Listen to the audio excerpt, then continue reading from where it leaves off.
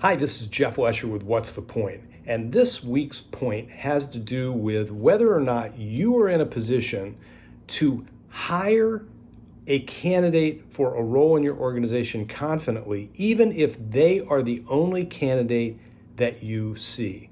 And my contention is that you should absolutely be able to do that.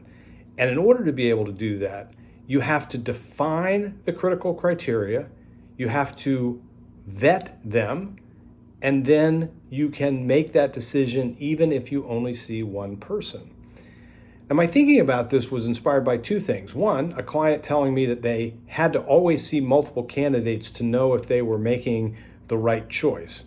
And parenthetically, I would just argue, if you will, that positions you potentially to hire the least unqualified person versus a qualified person. You should be able to select a qualified person in a standalone process.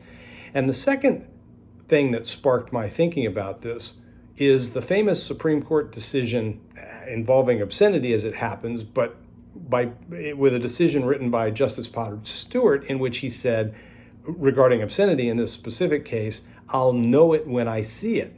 That was a dodge from my perspective. He couldn't define, didn't define what that was.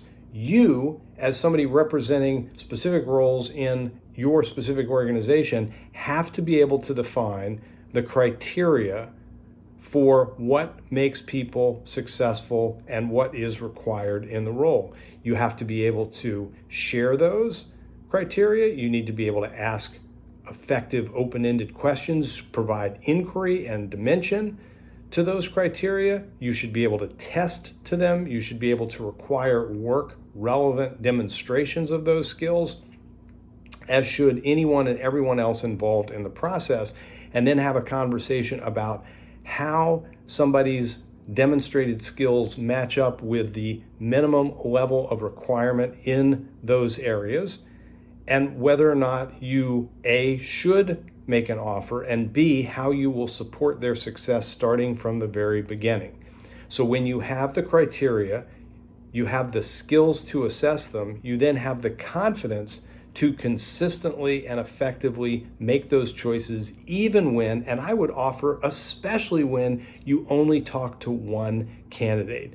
Because for each candidate, that decision should be clear, and when it is, you will be positioning you, them, and the organization overall for success, which is, of course, the point.